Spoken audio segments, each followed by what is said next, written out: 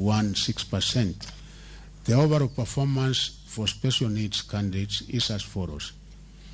Those who scored between 400 and 500 were 7, meaning this was 0.29%. Those who scored between 300 and 399 were 296 candidates, making it 12.25%.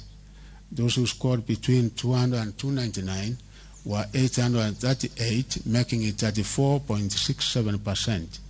Those who got between 100 and 199 were 1,270, making it 52.54%. Those who scored between 1 and 99 were 6, making it 0.25%.